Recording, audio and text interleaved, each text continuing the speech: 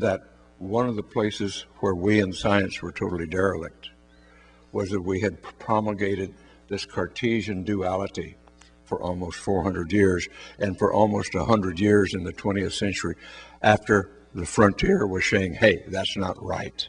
We've got to have something different. And so only now, in the closing years of the 20th century and to the 21st century, have been able to see within quantum science, and a large portion of it is thanks to Noetic, the Noetic Foundation I set up, who's been researching mind, belief system, these types of experiences. And we still don't have a great understanding of consciousness. Because, as Colin pointed out, it is a very complex subject. It starts with awareness. We are aware. In the English language, consciousness at its fundamental level is awareness.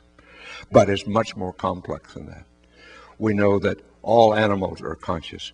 We've now had experiments that know that all plants are conscious. We know that all matter to some level is conscious, because one of the first definitions that comes out of quantum mechanics is the idea that two particles that are in process together and subsequently go across the universe from each other, that they maintain quantum correlation. Now, we in science have called that for 80 years now, that one particle, quote unquote, knows what happens to the other particle if you do something to it instantaneously. That is the definition of quantum correlation and entanglement.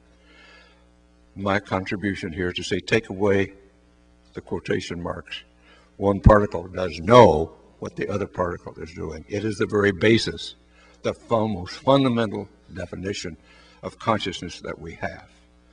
In other words, at the particle level, at the photon level, if they are quantum entangled, there is some information being transferred.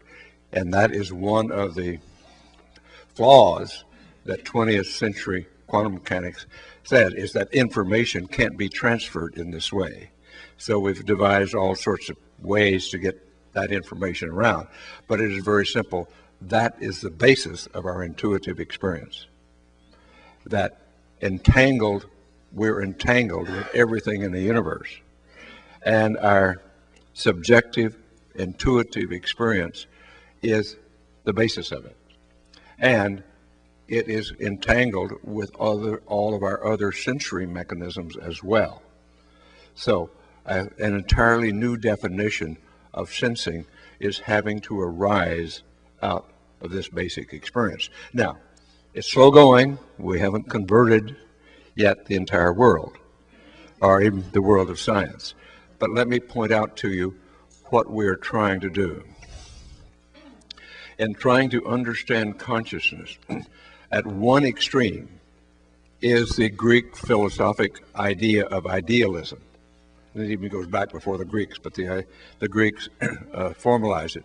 And this is extreme idealism, which says that consciousness is the only stuff, and matter is simply a thought in universal consciousness. If you want to call that God, that's okay.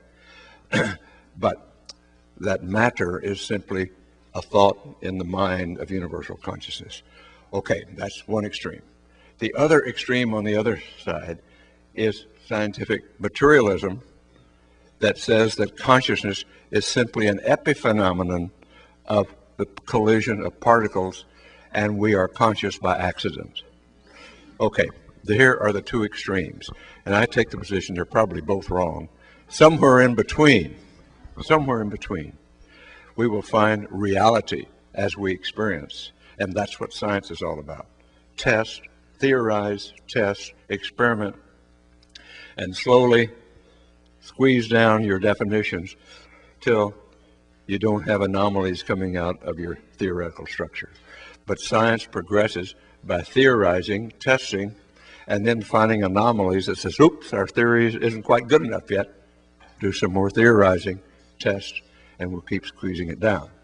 But at this point in time, as I said at the beginning of my talk, we are still just barely out of the trees.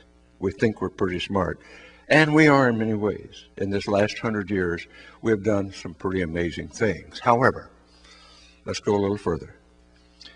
At the beginning of the 20th century, there were just under 2 billion people on this planet. Thanks to the science, and the medical science in particular, of the late 19th and throughout the 20th century and now into the 21st century, the population has exploded from 2 billion people at the beginning of the 20th century to 6.5 billion people at the end of the 20th century, over a threefold increase. And the best evidence suggests to us that the planet, with all of its magnificent resources, can sustain, with the lifestyles of the industrial societies, only 2 billion people. So we are in deep trouble with sustaining our civilization as we understand it, and something's got to give. And it's up to us to cause it to happen.